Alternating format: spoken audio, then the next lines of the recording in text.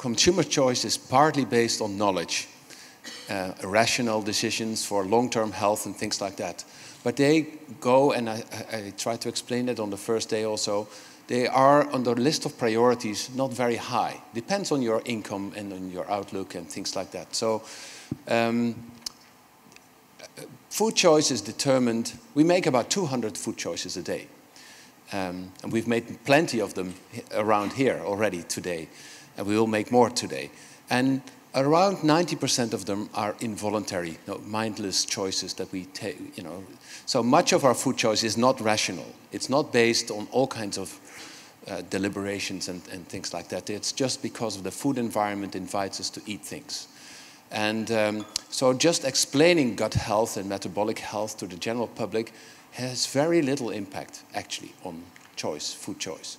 So I think the main challenge is actually to change the food environment. So if there would have been kiwis around on the tables all day, we would have been eating kiwis all day. And I think that if we want to encourage these food choices that are beneficial for health, we should help the people to make those choices very easy.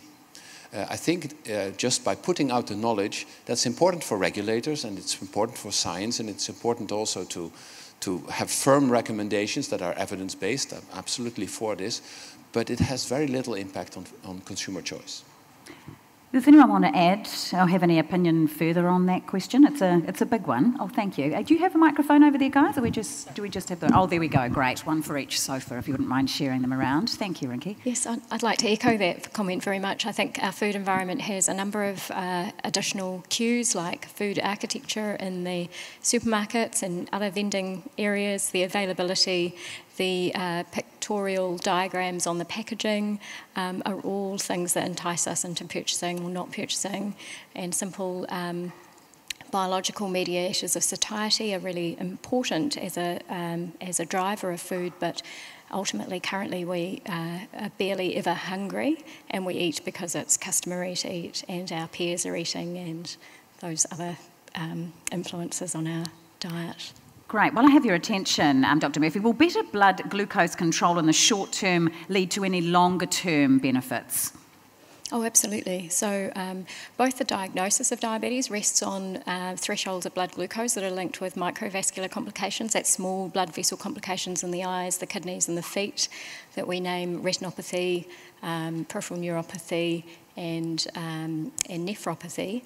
And also, importantly, at the lower end, pre-diabetes, in addition to microvascular complication, is linked with macrovascular disease that goes right the way through the spectrum beyond the threshold for pre-diabetes. So that's heart disease, that's strokes, that's large blood vessel complications.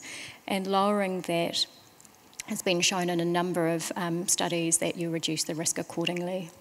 And so kiwifruit would have a part to play in that, in your opinion?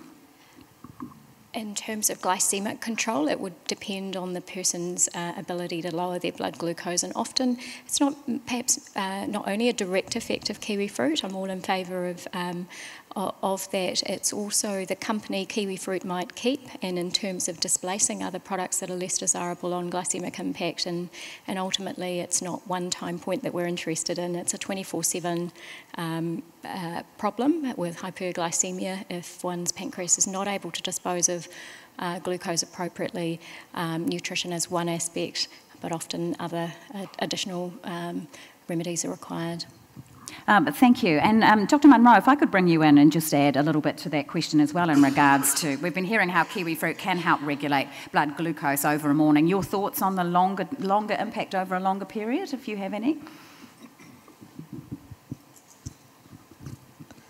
Yes, well, certainly the diabetic complications that develop are cumulative and dependent on not only the sustained elevation of blood glucose, but also on postprandial blood glucose surges. So any dietary strategies that can lead to a reduction in both of those, or either, will contribute to lessening of the diabetic complications. Thank you. Oh, could I add a little bit? I was just reading up on this about the complications of diabetes, and we all think they're all, related to vessel disease or macrovessel disease. That is absolutely true, but I was just reading an interesting paper last night on that half of the incidence of Alzheimer's disease, for instance, can be attributed to hyperinsulinemia. So these things have really very profound effect, not just on physical health and metabolic health, but also on mental health. Rinki, you look like you want to add something to that. Always happy to add something. I think that's absolutely right. The company that type 2 diabetes keeps, in particular with metabolic risk factors, are beyond glucose.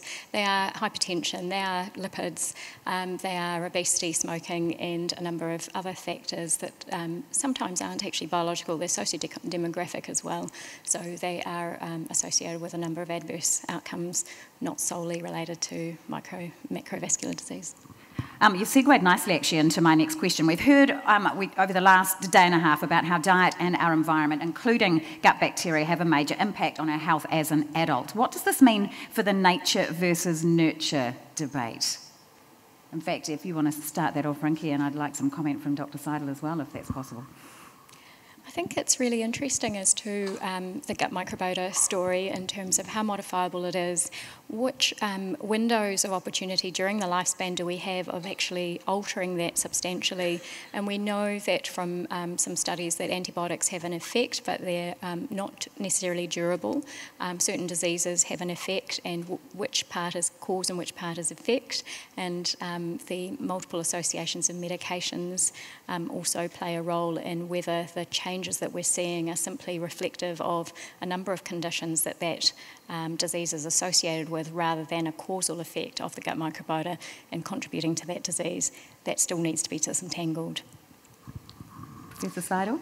Yes, well, there's no doubt there's a genetic component to diseases like obesity and diabetes and heart disease, and there's always this also interaction with the environment, so with food and food habits and all these things. So I think it's not a discussion whether it's nature versus nurture, but it is really always the interaction between the two. Fantastic. I'm going to segue nicely a little bit for a question for Dr. Serra and also for you too, Paul. How important are our gut bacteria, and do you think what we eat can have health benefits even for adults? We really don't know how important our gut bacteria are. We only can guess that they are very important because, as you showed before in your presentations, this is only the last years that we have been able to really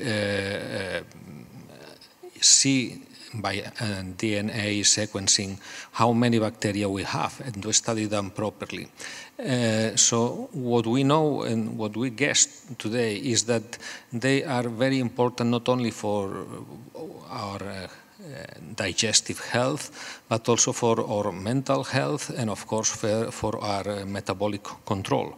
So what we don't know today is how we can modulate our gut bacteria in a positive way, because this is not so easy. I mean, if you imagine the jungle with a lot of animals in the jungle, if you introduce only one new species in this ecosystem, how can this species, this new animal change the whole ecosystem? And that's something that can be done, but that we don't know how to do yet. But I think that the use of prebiotics like Kiwifruit are a good approach for this.